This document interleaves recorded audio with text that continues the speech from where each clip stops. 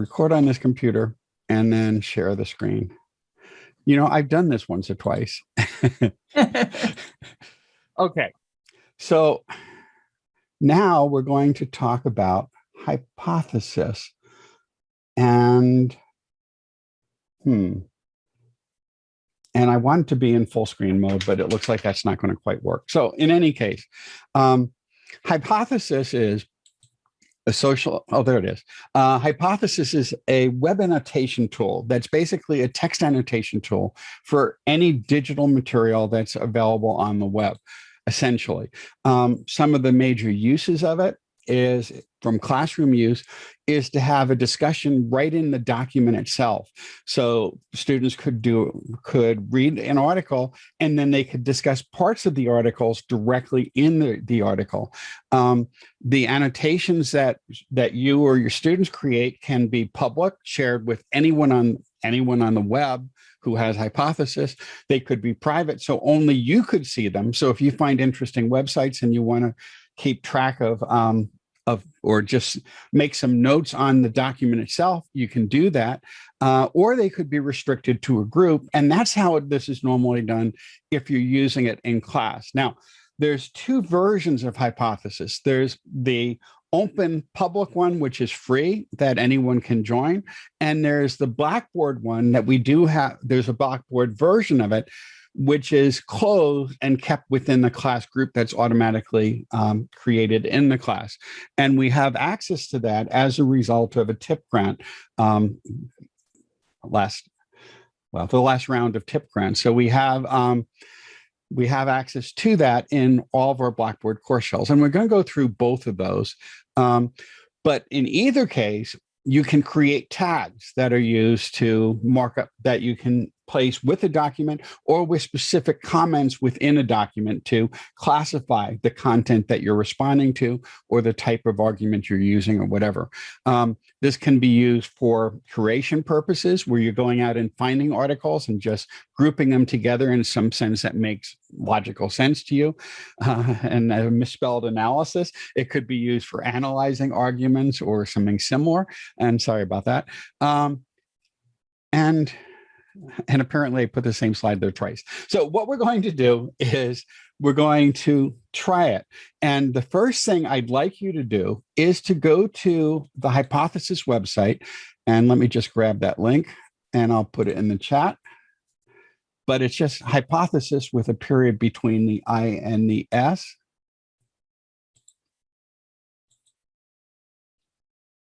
And go there and first create an account. It's just a free account.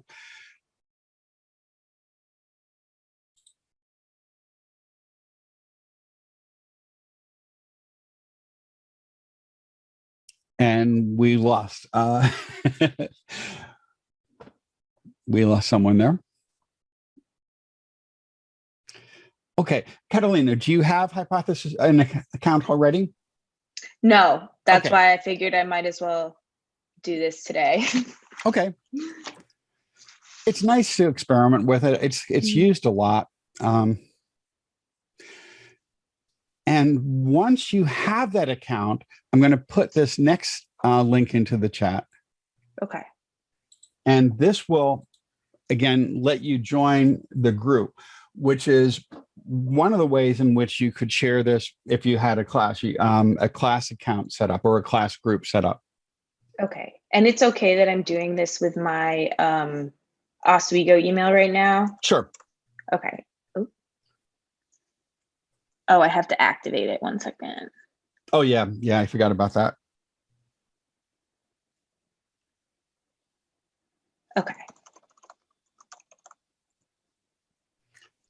Okay. And then if you click on that link, it should give you an invitation to join the group. Okay, I got it. I'm in. Okay. Now, one other thing. Are you using Chrome? Yes. Okay. The easiest way to use it is to get the plugin for Chrome. I'll just put a link into that. And that way it's right on your browser and you can access it easily. Otherwise, you can do it by logging into it and keeping a tab open, but it's much easier if you have it built into Chrome. Okay. And do you have your students build it into Chrome?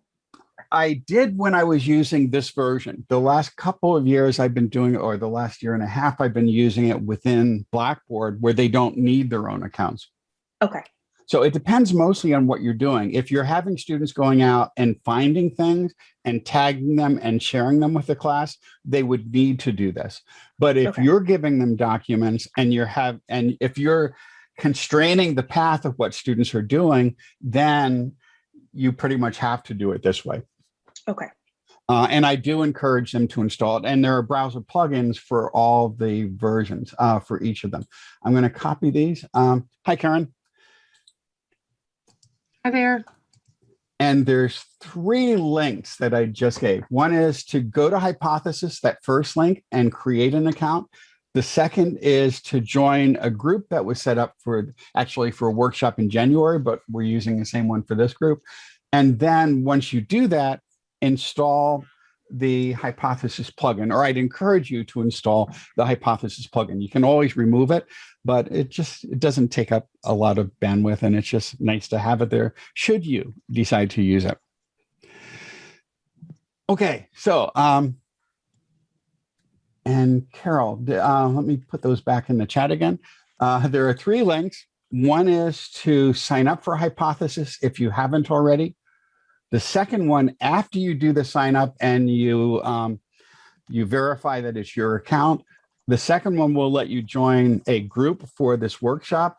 And the third one will give you a link to add a plugin into Chrome if that's what you're using. There are other plugins for Firefox, or there's applets that are used in Firefox and Edge and Safari and so forth. But it does work, I believe, with pretty much all major browsers.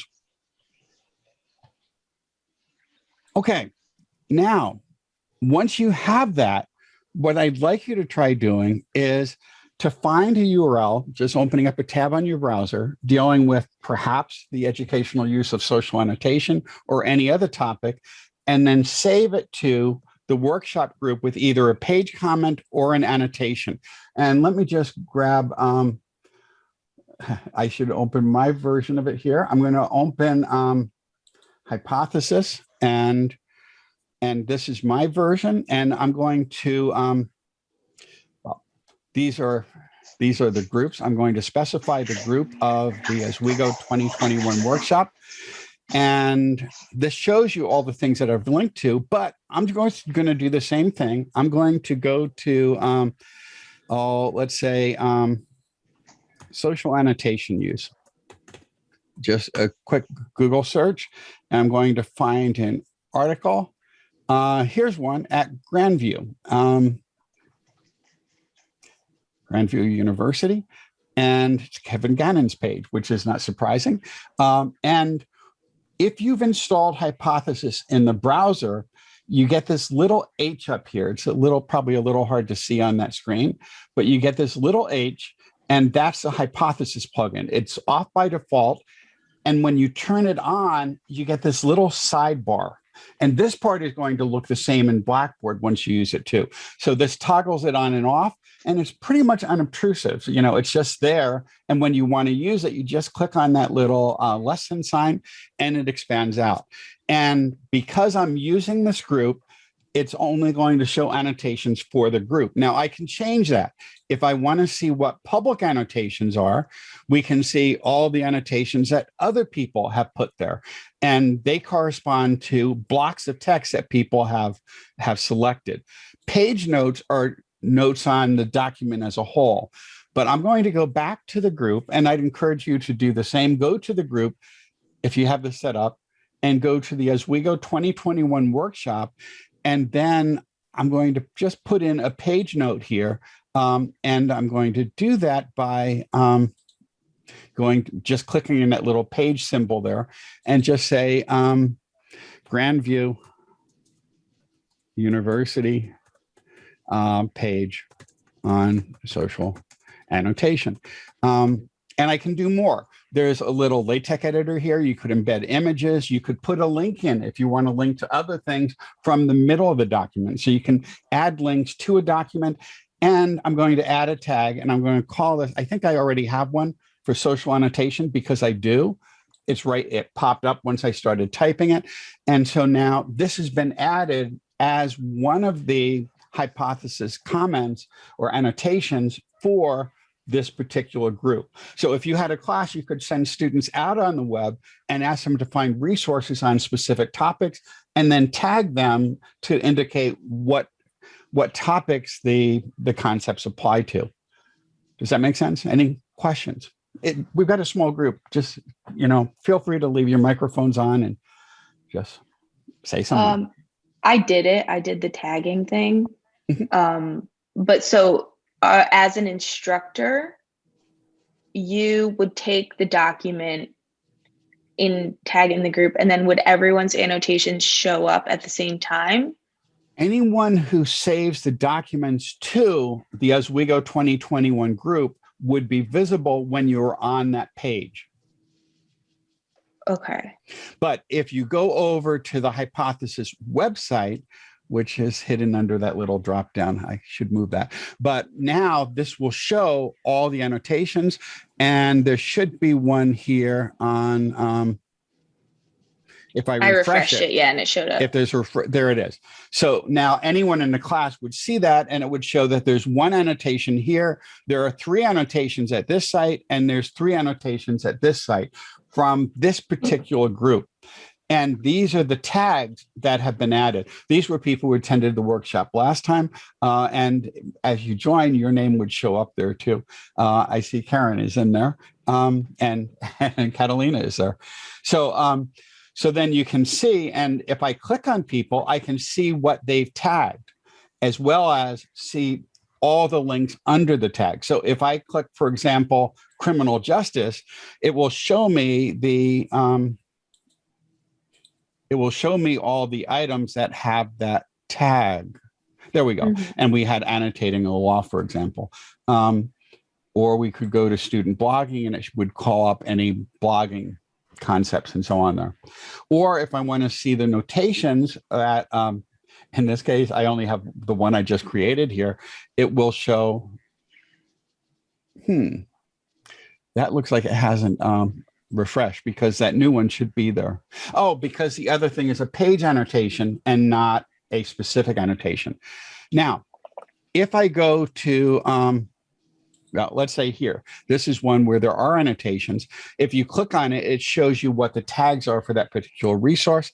And if you click on it, you should be able to go right over to the viewing the annotations in context, which will then let you see the original source as well as any annotations that appear on the page. And there was just one which I created back in January.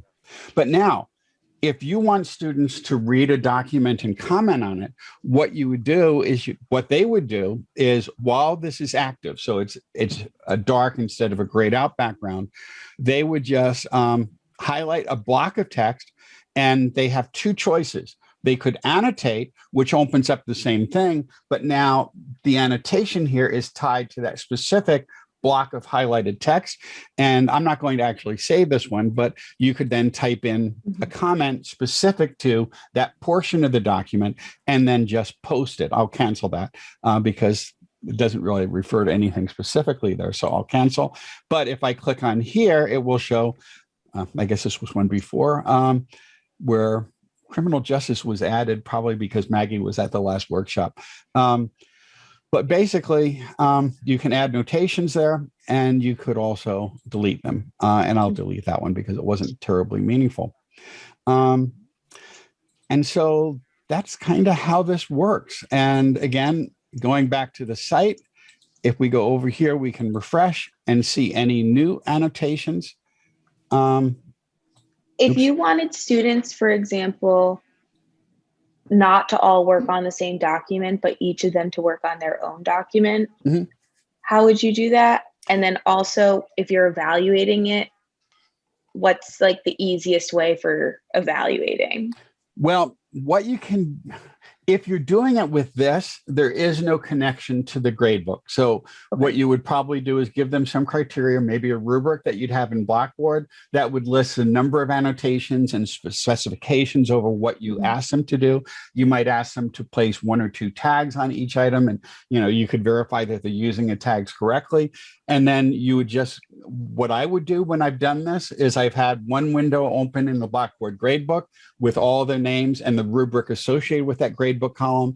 And then when you are in that specific group, and this should be, where did the group go? When we go back to the group here, you would then be able to look at all the annotations within the group, which is right here. Oh, I have to go back. I'm sorry. I would go back to here and open the group because I popped out of there. I would go to the group, have it open, and it would show you all the names of the students in the group down here under members. You would click on it, and then you could view each of their annotations in context, and then you could assign a score in the rubric, which then would become the score on the activity. You could do something really simple. You just ask them to find 3 resources or 5 resources or something and tag them appropriately. And that makes grading really easy. So if you are having students go out and find things, this would be the version of hypothesis that you would use. Okay. If you wanted to collate or select the readings and the assignments yourself, then the easiest way to do that would be to use a version in Blackboard. The main problem I had when I had students use this for a couple of semesters is that it took a little, if students did not have their computer in class, they often found it challenging to connect to the group because there were those few steps. Now, I created a video for them, but they didn't always pay attention to that. I demonstrated in class. But often students, when they're using the standalone version or included in the browser, would leave comments behind, but they were public and not for the group, which meant you couldn't see what they had done because the only annotations that are here for the group are ones created when people had selected that tool. So, so if we go back over here, for example, by default, and this was a little bit of a challenge too, it took a little bit of reminder, you have to select it because it defaults to public. So you have to go to, all the students would have to intentionally, after they join the group, set their annotations to the group. And once they've done that, it'll stay there by default unless they change it to either public or private. Which is another use of hypothesis, by the way, using private groups or keeping things private as essentially just a bookmarking tool where you can find resources on any projects you're working on. If you're working on a book, you could tag it to individual chapters or segments or subsections of chapters, or an outline could be the tags that you use. And it can be a nice portable annotation tool where it's searchable by those keywords. So any questions on this? Okay, then let's go back to the other uses of this. We're going to jump over, I believe, now to the, let's go over, we've already kind of talked about this. So the tags you can use if you're doing a course in rhetoric, for example, you might have people read speeches or presentations and identify the nature of the arguments that are being used. If you have people doing research studies in a discipline, you could have them identify the methodological approach or the statistical estimation technique or the method of sampling that was used as the tags that they use. Or if you're dealing with, philosophy or political philosophy, you could have people identify what schools of thought the authors of the blog posts or whatever are. And that can be kind of nice. But where I found hypothesis most useful and where I've been using it pretty much exclusively for class use is by using it in Blackboard. When you do this in Blackboard, it automatically creates a group. So all the students in class are members of the group. They don't have to install anything in the browser. They don't have to create a hypothesis count. They don't have to join a group, and they don't have to remember to save their work to the class group. And that always used to take a week or two for everyone in the class to get that down when I was using a standalone free version of this. And probably the easiest way to do this is single sign-on, so they don't have to be logged into anything other than their WeGo account in Blackboard. The annotations are all kept specifically within the class. And let's actually look at this. And what I'd like you to do is open Blackboard, select community on the top, and select the CELT group as a community group, click on content, and then select the hypothesis workshop, and then just click on any of the links that are there. And I'm going to do the same.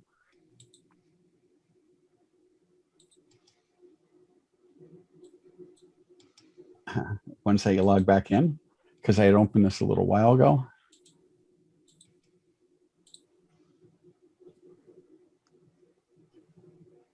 So I can do the same thing here. So, so once you're in Blackboard, community, the CELT group, and then go to content, scroll down to hypothesis workshop, and there's just a few sample links that are there. So just try this. And we'll go through how to create your own hypothesis activities, but these are basically all hypothesis assignments that were created in Blackboard that you can then comment on. For example, here's one by Agarwal and Roediger, McDaniel, and McDermott, the researchers who did a lot of the work on how we learn. You can go in there and it opens up a hypothesis connection, and that sidebar is automatically there. So if you create a hypothesis activity in Blackboard, students don't have to do anything other than click on the links and wherever you place those documents.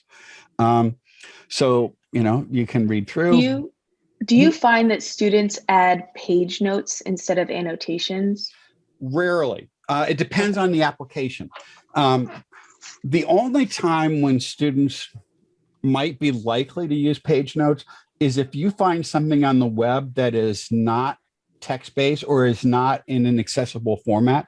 So if it's just an image PDF, or if it's an audio file, or if it's a video, you can add page notes to that would show up on the link, but you can't annotate non-text items, you know, so that's really the major use when students have done it. Now, some students have done that if they just wanted to provide some overall summaries or comments on an entire article.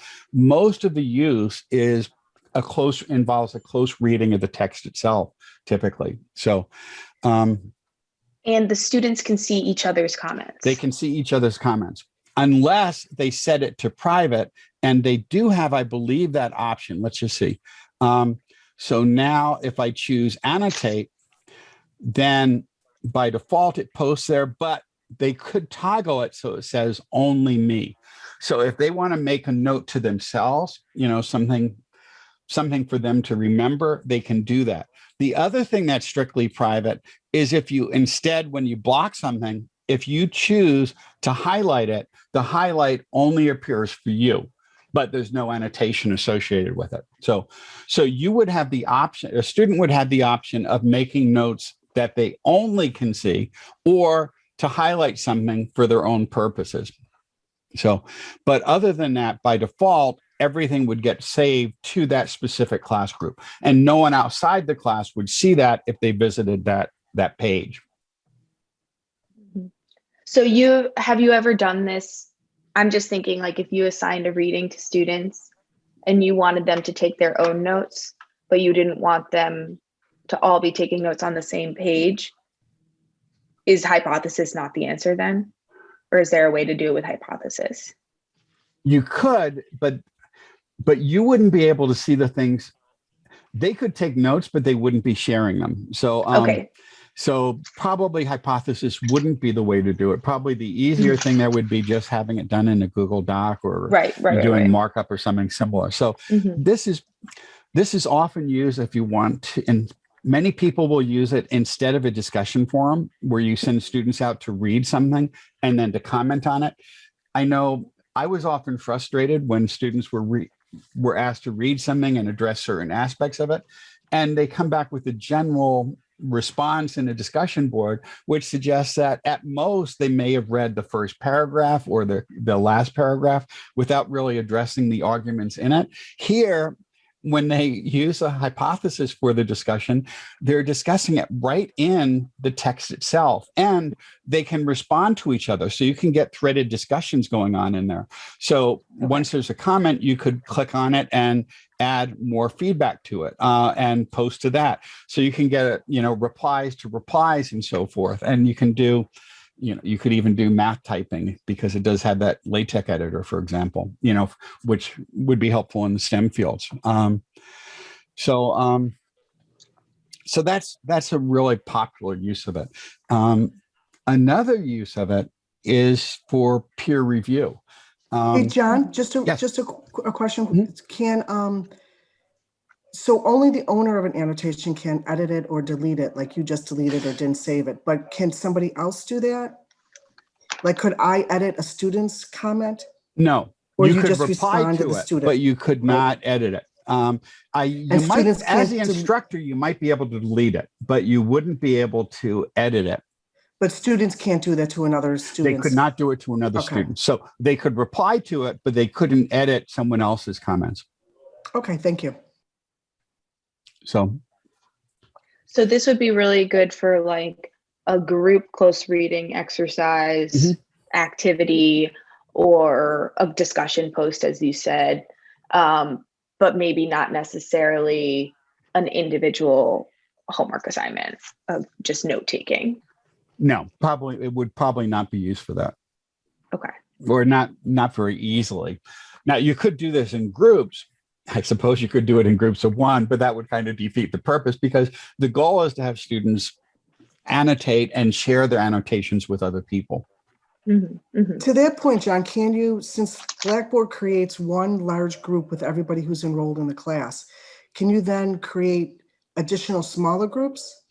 You can, by creating groups in the class and then assigning the readings to different groups. You'd have to duplicate the assignment or the file or the link, and then it would be specific to that subgroup. I'm pretty sure. I've never tried that. So you would have to do groups within Blackboard, the Blackboard community. Right. And then you should be able. Yep. Okay. If they're PDFs that you upload, you would have to rename them because Blackboard would be essentially sharing the same one for each of those files. Yep. And I think the annotations would then disseminate across the groups. But if you rename the file so that, let's say if you had 5 groups, if you had 5 copies of this and you just renamed the file itself with 5 different names, by its default, there is no subgroups within Hypothesis. So anyone who is able to access that document would be able to see the comments of anyone else in the class on that document. So you would have to create different versions of the document, which would be as simple as just renaming it with numbers after the name. Group 1, 2, 3. Yeah. Right. So go ahead, Catalina. I was just going to ask if it was how you did peer review. Let me show you how I did it, which is probably the easiest. If Carol had a question that was real quick, I think you answered this, but students could upload an article, right? Or does it through Blackboard? So like I could have Blackboard, one group. They could not. Only the instructor is able to do it. So if you want students to be selecting items for, going out, finding things and sharing them, that would have to be done outside of Blackboard, or you'd have to be involved in the process. You could have them submitted as an assignment or a form, the URL, and then you would have to create the actual assignment, the link. So you could do that sort of mix thing, but it's probably just as easy to do that with the free standalone, individual version of Hypothesis. Okay. So for the last 3 years, I've had students working with this where they were working on books, and they actually release them under a Creative Commons license. So, I don't feel too bad about sharing these things because these are the final versions of the books or the final versions of the document, because these are all public now. And where did I put it?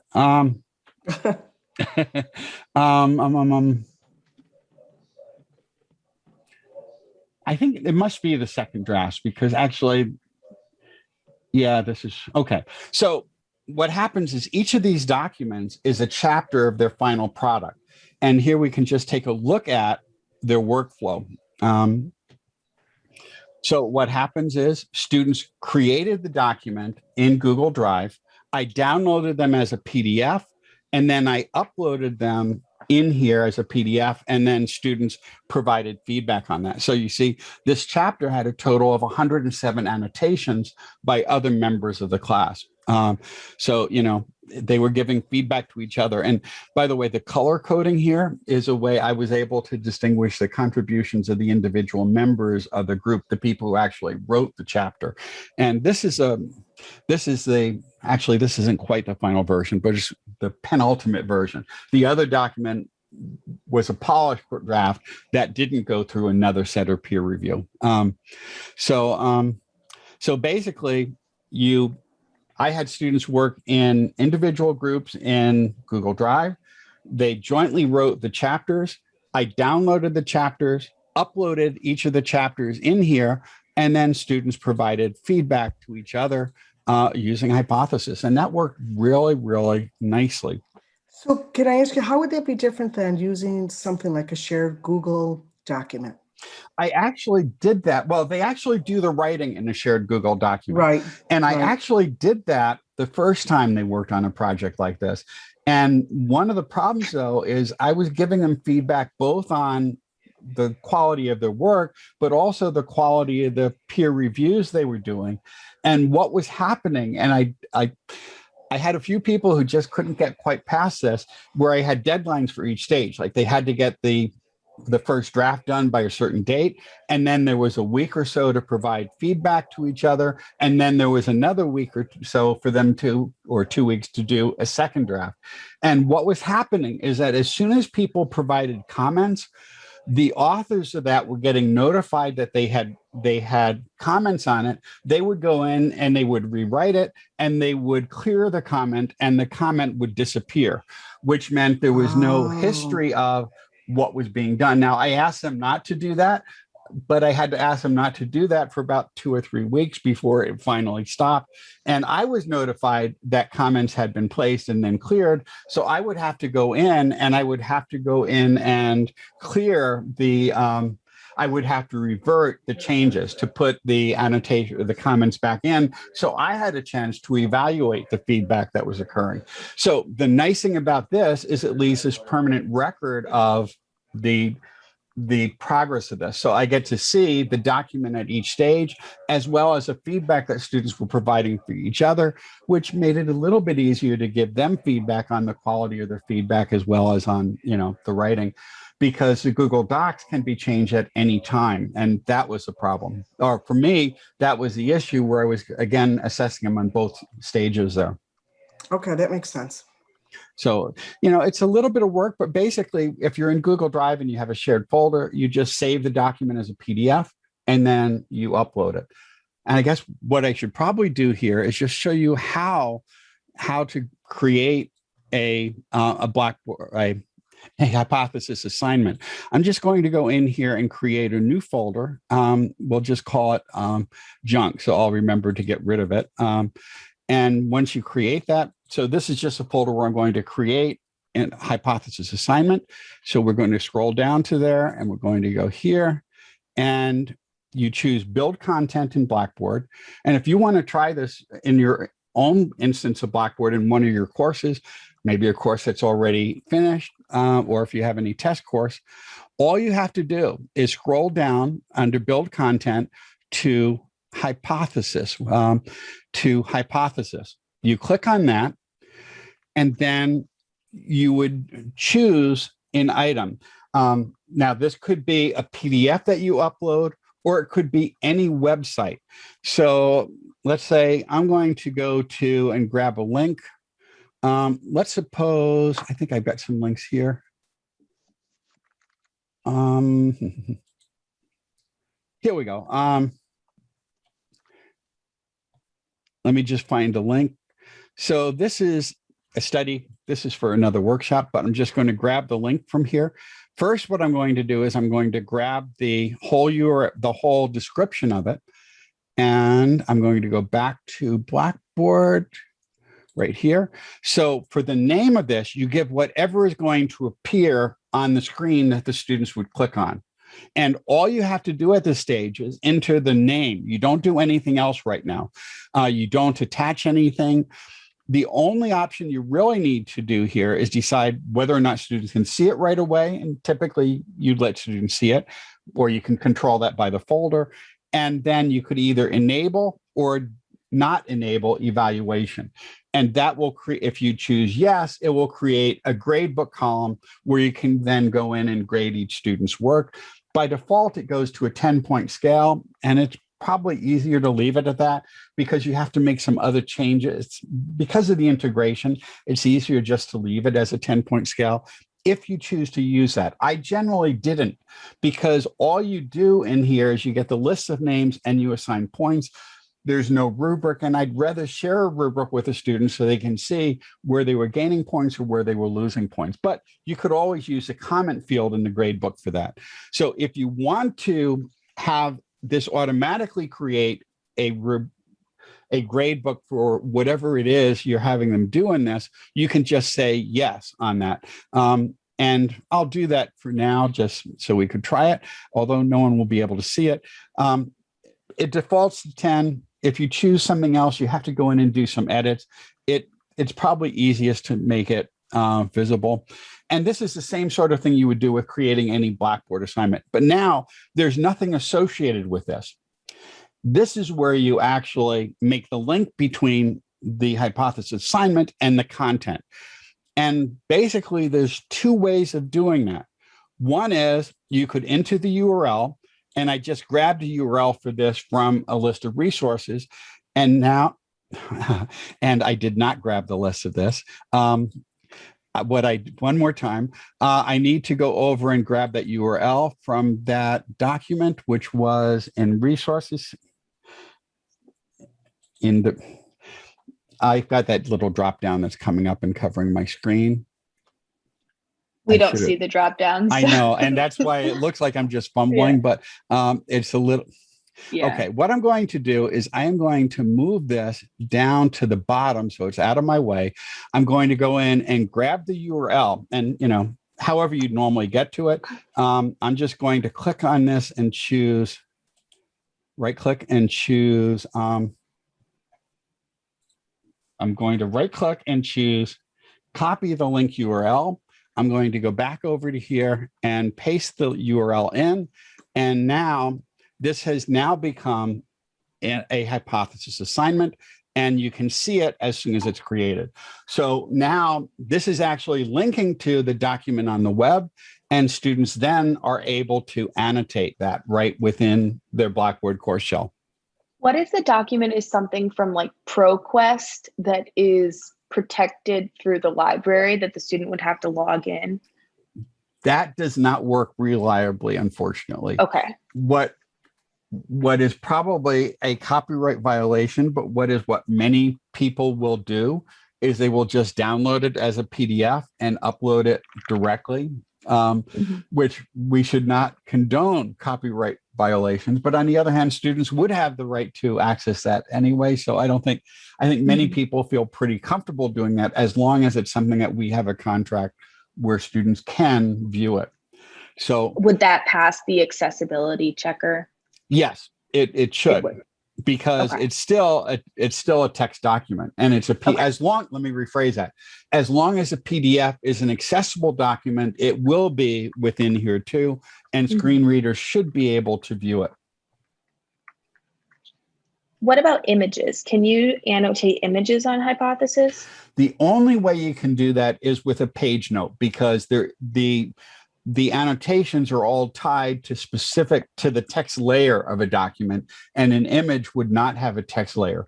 So if you were to put in a PDF that was an old scanned version that did not have an image, students wouldn't be able to annotate it unless you OCR'd it first. So you'd have to go into any OCR software or Adobe, for example, convert it to text, and then they could mark it up that way. But it has to be in an accessible format to annotate specific components, and it's probably not the best tools if it's going to be images. Now, if it's an image embedded in a document, then they could block the description of the image or something and add comments to that. But there has to be a text layer for them to be able to annotate anything other than a page field. And the other way of doing this, let me go back to that resource again. Well, I can just put it in the URL so I won't fumble with it again. So let's suppose this was something we had the right to. I'm not going to leave this here, but I could just download this right to my drive.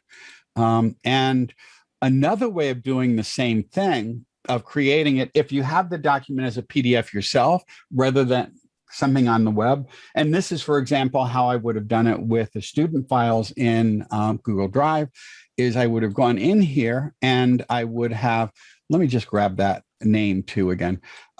So I'm going to go back to that folder and I'm going to create well, actually, let me just get rid of this. I'm going to delete this one and I'm going to do it the other way where I'm directly uploading the PDF. So I'm going to choose build content, go down to hypothesis, give it the same name, except this time, instead of linking to it out on the open web, because that one was, and well, I'll enable evaluation. So we can't really look at that because this is my class and you're not part of that.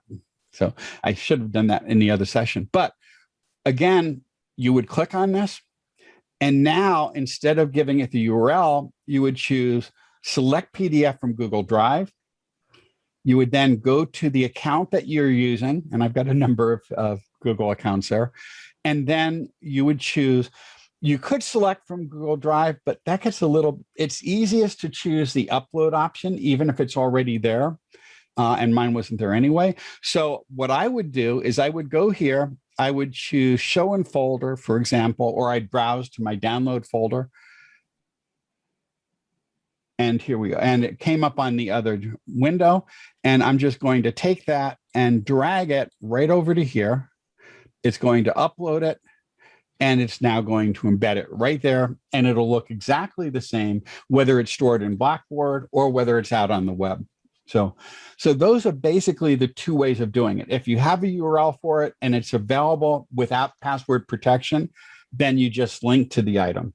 If it's a PDF that you have access to, but that's not published on the open web, then you have to upload it from Google Drive.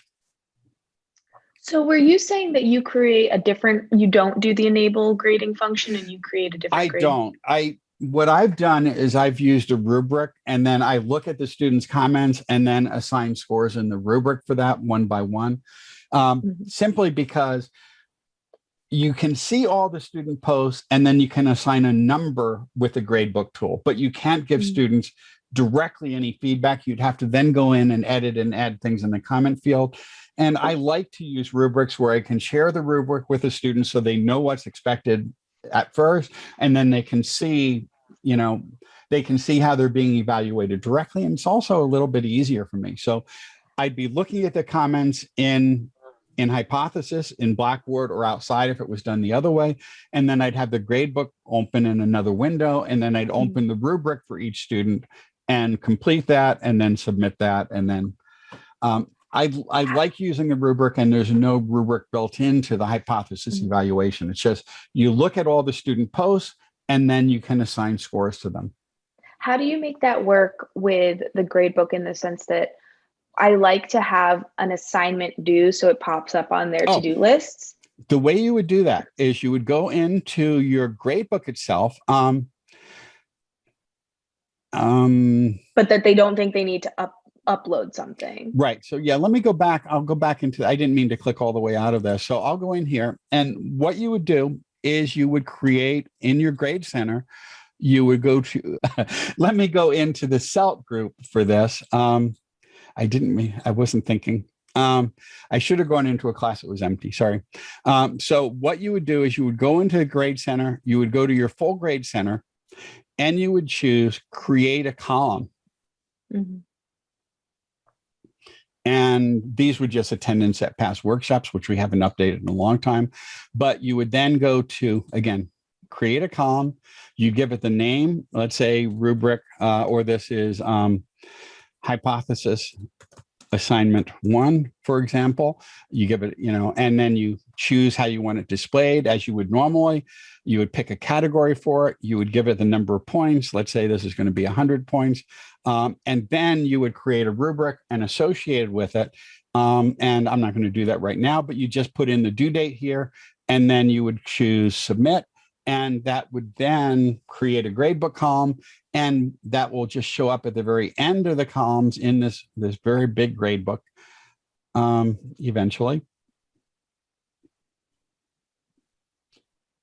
eventually. Sorry. As a deadline without them having to be able to submit. It would just be in there. It would show up in their calendar as something being due at that point with whatever name you give it. But then to grade it, you would just go in and view grade details. It's a couple of steps here, but then you would go in and you would have the option of clicking on the rubric here, right, and then you see it, or you could just assign a value and give them feedback however you want to do it. Right. And then you just click save a couple of times and so forth. And then just move on to the next student. So you just need to do, last semester I was doing something where I would create an assignment that was an assignment they had to do on Flipgrid or on Google, wherever, somewhere off of Blackboard. And it was created as an assignment. So the issue is that I had to have them write like activity submitted in order to have the rubric appear. But this could work for anything that's external, or if you have students in a physical class and they're turning in things in class, you can do the same thing. Just create a gradebook column, and then it's right there. And then you could go in and just assign grades and select the rubric and give them feedback that way. Okay. There's a couple of more clicks to do it that way, because you have to edit the individual grade, and then you have to open the rubric, and then you have to. Blackboard is designed to maximize the number of clicks. That should get easier when we move to a new platform. But that's basically it. And then, once you do the grades for one person, you just save it, and you have to, I didn't mean to, or you can just delete it. And then you just go back and go to the next person and so forth, and return grade center, and just go down the whole list and do it that way. And I'm going to John, one quick question. When they when students annotate an article, there's no message that goes out to the group members or anything. So it's just students have to go into the hypothesis assignment to see what their classmates have annotated, or even what, I guess as the instructor, you could put some directions as the top annotation on the title or something like that, like look for this, or this in the article, or whatever. So whatever the prompt you'd use for the assignment, you'd have to give that to students and make it clear. If you had a rubric, you could share that with them, that says this is what you're expected to do, and this is how you'll be evaluated on that. But you have to tell them what to look for, and make it clear, and give them as much feedback as you can up front to know what they're expected to do. Well, that. Yeah. But, and they'll get better at it each time they do it if it's something you're going to do repeatedly. Students have loved it. That students said one of the things I had them do every week in that same class is they picked the topics, and then I found journal articles or working papers on those topics, and they discuss them in the documents themselves, and then each group would present one of those articles, but they'd also be getting feedback from other students and reactions and discussions, and they found it so much more effective that they pretty much universally said that they strongly preferred using hypothesis to discuss these things than when they've done similar things in a discussion board, because the document's right there. And they said they also tended to read them a bit more carefully because they had to respond to things right in the context of the text. So it led to, I think, much better close reading and a much better discussion in general. And sometimes students would just say, I don't quite understand this. Can anyone explain this to me? And that's really useful too. And, I'd sometimes jump in and explain it if another student hadn't done that. Another thing you can do, and many faculty do this, is when you create a syllabus, you could upload it as a PDF and have students annotate it with any questions they have. Or if you create some text explanations instead of, for instructions on an activity, you don't have to do it just as a document. You could do it as a hypothesis assignment where students could post questions right on it, for example. I know in the earlier years of teaching online, many people created these short mini text lectures on topics that students had trouble with. Those could be done as hypothesis documents where students could raise questions right in the documents themselves. I haven't done much of that, but I know many people have. Or if you have a liquid syllabus where your syllabus is a website, you could create a hypothesis link to that and let students go out and raise questions and reply to each other, and you could answer their questions. And you can always use that to revise it, to make it better and so on, or clearer.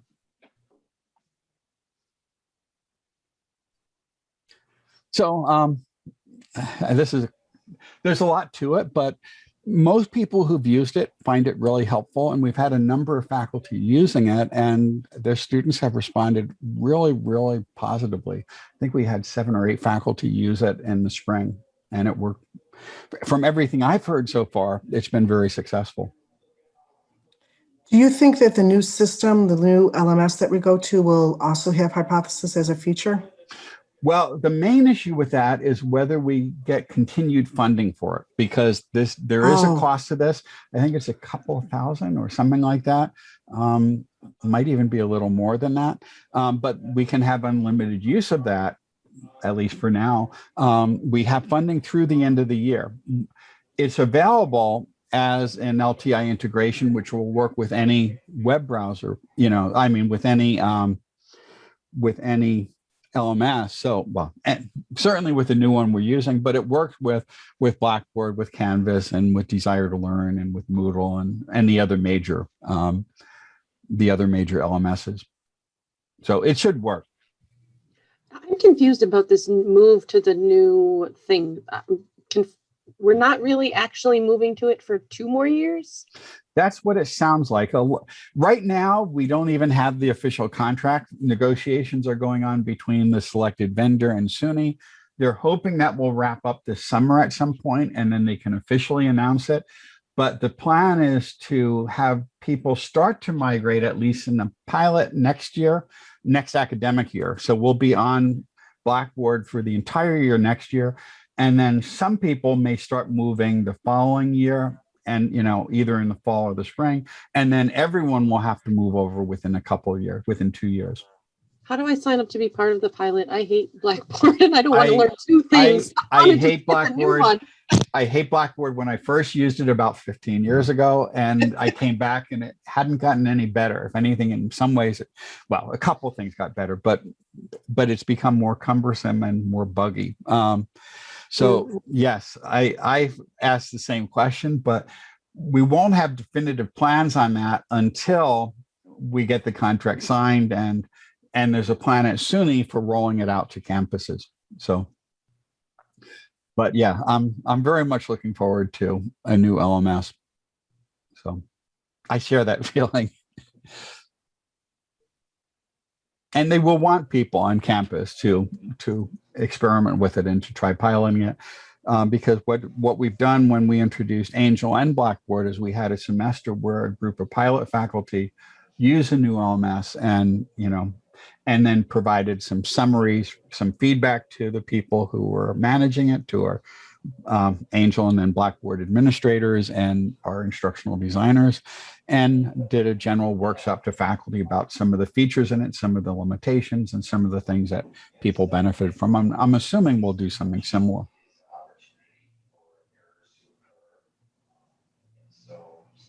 So, sounds good. Thank you for the info. Okay, you're welcome. But play with hypothesis. It's, it can be really useful, and student reactions have been really, really positive.